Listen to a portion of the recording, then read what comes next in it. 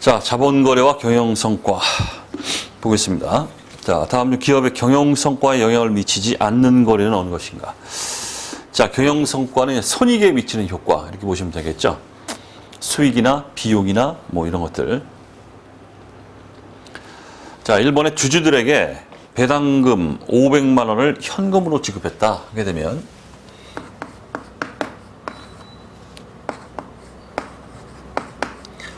현금 배당입니다. 이익잉여금 감소하고 100만 원, 500만 원 현금 나간 거죠. 자, 현금 배당과 관련된 거에 대해서는 자본거래 손익이 나타나질 않죠. 그렇기 때문에 경영성과에 영향을 미치지 않는 거래는 바로 1번이 됩니다. 손익과는 관계가 없습니다. 자본거래이기 때문에. 그 다음에 2번. 창립 기념일 선물로 직원들에게 20만 원의 상품권을 지급했다. 자, 직원들한테 상품권을 줬어요. 이런 걸 우리 일반적으로 복리후생비다. 직원에 대해서 복리후생비. 그래서 우리가 공부 열심히 해가지고 복리후생이 잘 돼 있는 회사 가려고 아주 발버둥을 치고 있잖아요. 지금 우리가 20만 원 뭐 상품권 감소. 자, 이런 식으로. 자, 지금 보는 것처럼 뭐 손익이 나타나고 있죠? 복리후생비. 비용, 이익의 감소를 가져온다. 손익에 영향을 미친다. 이런 얘기고. 다음 세 번째. 거래처에 상품을 판매하고 100만 원의 약소금을 지급받았습니다. 받으러 온 매출 채권. 매출 채권. 받으러 온 실무적으로는 100만 원. 매출 100만 원. 매출 나타나고 있죠? 매출. 자, 이익의 증가를 가져온다. 자, 역시나 손익에 미치는 영향이 있다. 이런 얘기고. 네 번째, 업무용 수용차에 5만 원을 주유하고 법인카드로 결제했다. 돈 나갔죠? 비용 발생했습니다. 뭐 유류비 그냥 해볼게요. 유류비 뭐 계정과 먹으면 자기 마음이니까 적당한 거 쓰면 되는 거고. 5만 원. 카드 결제했기 때문에 아직 결제가 안 된 거죠. 그냥 미지급금 이렇게 하면 돼요. 미지급금 5만 원. 자, 어쨌든 비용 발생을 가져오기 때문에 이익의 감소를 가져온다. 손익에 영향을 미친다. 이런 얘기예요.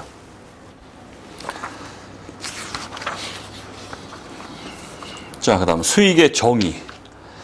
자, 자산의 정의, 부채의 정의, 뭐 자본의 정의, 수익의 정의, 비용의 정의. 이건 뭐 기초사항입니다. 그러니까 주는 문제입니다. 무조건 그냥 먹어야 돼요. 자, 다음 중 괄호원에 들어갈 용어로 가장 옳은 것은 수익의 정의. 수익은 통상적인 경영활동에서 발생하는 경제적 효익의 총유입을 말하며 자산의 증가 또는 부채의 감소로 나타난다. 수익의 정의입니다. 3번. 이거 주는 문제 그냥. 그 다음 업종별 수익 형태. 핵심 이론에서 뭐 다 봤지만은 그 밑에 뭐 친절한 경석시 다시 한번 보겠습니다. 자, 우리 도매업이죠. 상품 띄어다가 파는 거. 상품 매매업 또는 도매업. 상품 판매액이 이제 수익이 될 것이고. 제조업은 만들어서 파는 거니까 제품 판매액. 요게 이제 수익이 될 거고. 자, 은행업하고 금융업, 그 다음에 부동산 임대업 두 개만 좀 주의하시면 되겠네요. 은행업은 주요 경영활동이 뭡니까? 대출해 주는 거죠? 거기서 이제 이제가 발생하는 건데. 은행업인 경우에는 이자 수익이 매출입니다. 부동산 임대업은 임대료죠? 임대료가 주업이기 때문에 임대료가 임대 수익, 요게 매출액입니다. 그 다음 건설업, 용역 매출액 또는 도급 공사 수익 이렇게 말합니다. 자, 다음은 제조업 및 건설업을 영위하는 회사의 주된 영업활동의 결과인 수익으로 보기 힘든 것은 자, 1번, 3번은 같은 말이죠. 우리 건설업에 용역 매출액, 도급 공사 수익이 되겠고 2번은 뭐 제조업이죠. 제품 매출액. 4번의 외화 환산 이익은 수익과 관계가 없죠. 이거는 영업 외 수익입니다. 4번이 답이고. 그 다음 금융업의 매출, 은행입니다. 은행. 다 했습니다. 다음 중 은행의 경우 매출로 인식할 수 있는 항목은 어느 것인가? 1번 이자 수익. 게임 끝. 더 할 말 없습니다. 은행은 주된 영업활동이 대출이죠. 대출에서 발생하는 수익. 그거는 바로 이자 수익입니다. 1번이 답이고. 그 다음 부동산 임대업의 매출. 다 나왔습니다. 했던 얘기 또 합니다. 지금. 다음 중 부동산 임대업을 주된 영업으로 영위하는 회사의 손익계산서상 영업 외 수익에 해당하는 계정 과목으로 가장 적절하지 않은 것은 2번 외환 차익, 3번 채무 면제 이익, 4번 배당금 수익 전부 영업 외 수익이에요. 하지만 우리 부동산 임대업의 1번에 있는 임대료 수익이죠. 임대료 수익은 당연히 뭐다? 매출. 즉 영업 수익이에요. 영업 외 수익이 아니라 영업 수익. 매출. 답이 1번이고. 자, 그다음 수익 인식의 이론적 근거 나오는데 이 문제가 아무것도 아닌 문제인데 이 똑같이 나옵니다. 이 문제가. 빈출이에요. 엄청나게 나와요. 이 문제가. 아무것도 아닌 게.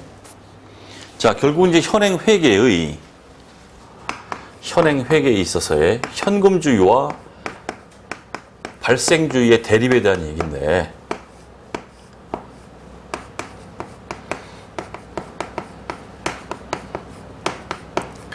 현금주의가 그나마 적용된다, 도입됐다라고 볼 수 있는 거는 그나마 어느 정도 현금 흐름표라고 하는 우리 수준을 넘는 얘기죠. 현금 흐름표. 우리 수준에서는 안 나오죠. 그 얘기고 나머지 전부는 현행 회계는 뭐다? 전부 발생주의를 채택하고 있다. 발생주의다. 이 얘기예요. 결국 이 발생주의는 수익인 경우에는 실현주의에 의해서 인식한다. 실현되었을 때 실현주의는 결국 뭐다? 항상 나오는 게 같은 말? 판매 시점. 재화인 경우에는 판매 시점. 일반적으로. 즉 인도 시점 이렇게 말하죠. 인도 시점. 이때가 가장 결정적인 실현 시점이다. 이렇게 보고 있기 때문에 비용은 뭐 다양하게 뭐 발생되었을 때 또는 수익 비용 대응의 원칙에 의해서 이런 식으로 어쨌든 발생주의에 대한 요 얘기 이게 이제 이 문제가 똑같이 나와요. 아주 그냥 그대로 계속 나옵니다.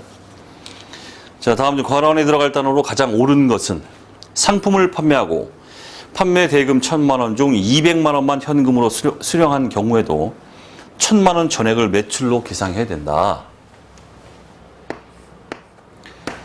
매출이 일어났다. 그러면 현금주의에 의해서 현금 받은 것만 200만 원만 매출을 인식하는 게 아니라 현금 200 받았다.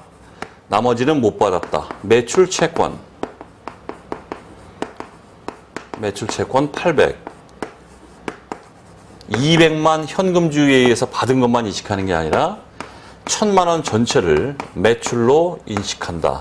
이 얘기죠. 왜 그래요? 발생주의에 의해서 수익은 실현된 시점, 즉 판매, 인도 시점에 전액을 다 인식한다. 판매, 인도 시점에 전액을 다 인식한다. 요거에서 1,000만 원 전액을 매출로 계상하여야 한다. 이와 같이 회계 처리하는 것은 뭐에 근거한 회계 처리 방법이냐? 수익의 실현주의, 결국은 수익 비용과 관련된 이 발생주의 얘기를 하고 있다. 이런 얘기예요. 자, 어쨌든 보수주의 중요성은 쓸데없는 얘기고 발생주의냐 현금주의냐 이 얘기인데 결국은 발생주의다. 이 문제 무조건 맞춰야 됩니다. 자, 그 다음 수익의 성격과 인식 시점. 자, 다음은 수익에 대한 설명으로 가장 올바르지 않은 것은 1번 수익은 통상적인 경영활동에서 발생하는 경제적 효익의 총유입을 의미한다. 정의죠, 정의.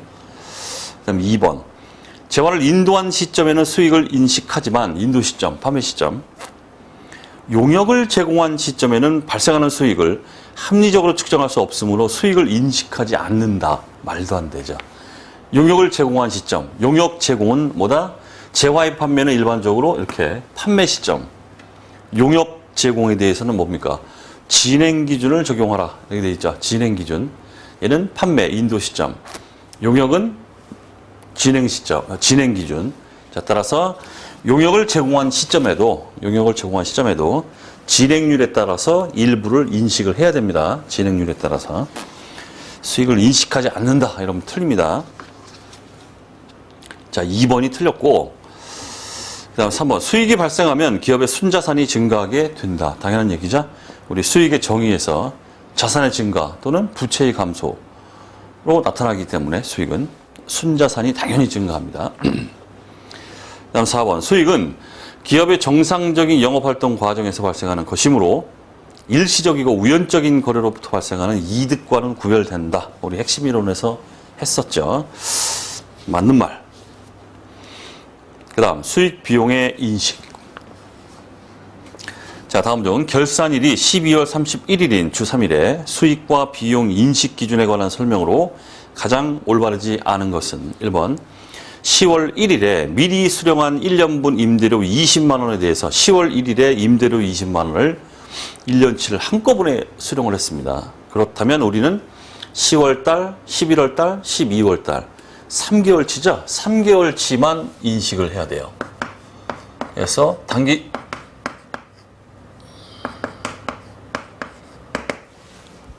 3개월분인 5만 원만 단기 수익으로 인식하였다. 잘했죠? 1년치 20만 원을 받았는데 10월, 11월, 12월, 6개월, 12분에 3개월치 하면은 5만 원 단기 수익으로 인식한다. 맞는 말이고. 그 다음 2번 7월 1일에 미리 지급한 1년분 보험료 1년치 비용을 미리 지급했다. 그러면 우리는 7월 1일부터 12월 31일까지 6개월치만 인식을 해야 됩니다. 단기 비용.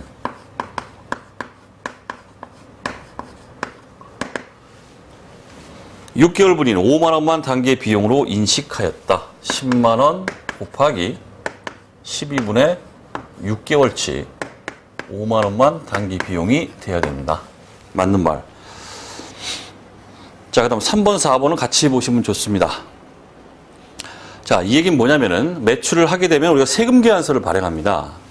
세금 계산서를 발행하게 되고 요거는 우리 부가가치세법, 세법 얘기이긴 하지만 세금 계산서 발행과 아무런 관련이 없다는 거예요. 우리가 회계상의 어떤 매출을 인식하는 데 있어서는 우리는 그냥 판매 시점, 인도 시점에 매출을 인식하면 이게 이제 기업회계 얘기입니다.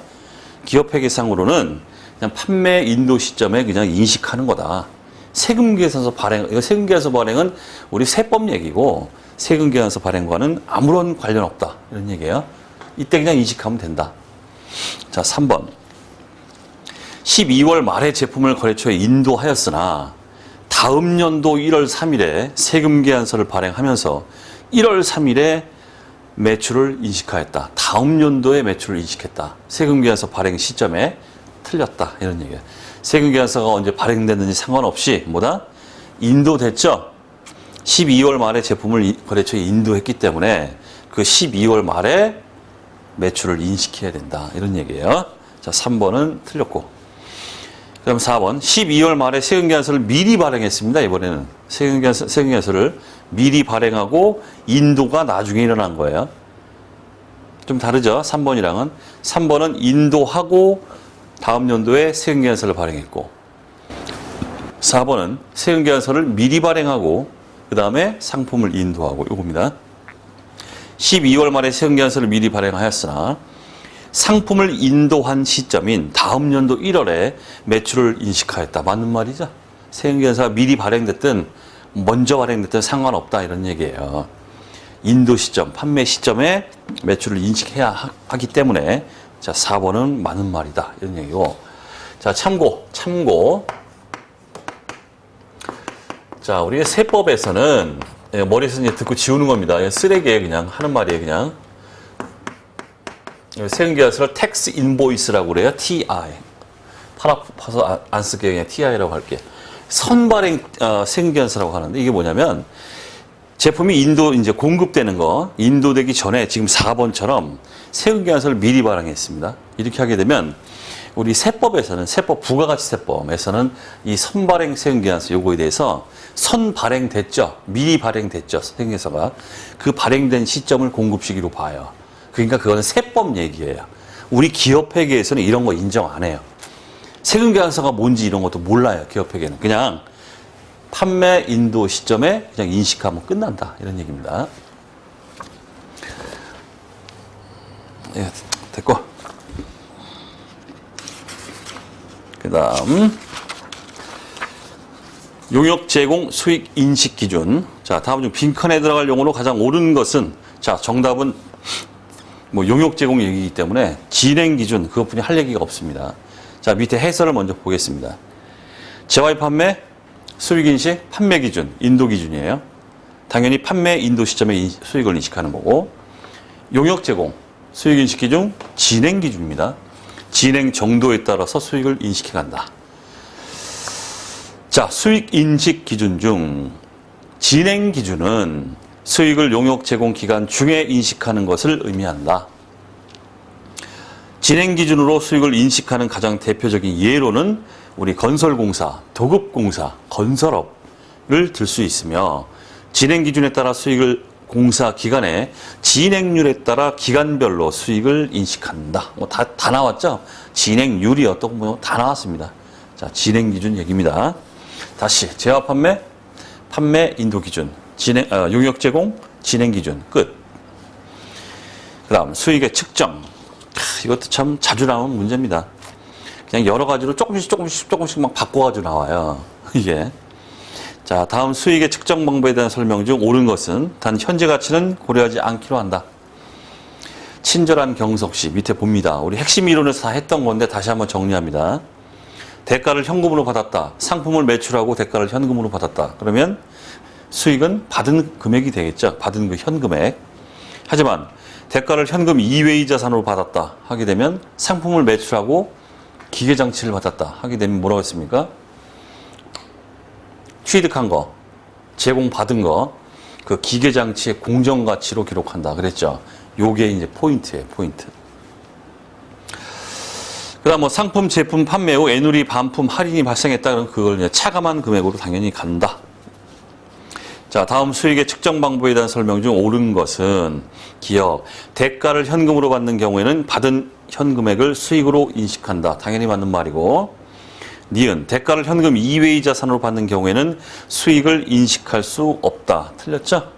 게 아니라 취득한 자산의 공정가치, 받은 자산의 공정가치, 뭐 여러 가지로 표현할 수 있겠지만은 어쨌든 상품을 매출하고 기계장치를 받았다 그러면 그 기계장치의 공정가치로 매출을 기록한다. 이런 얘기예요.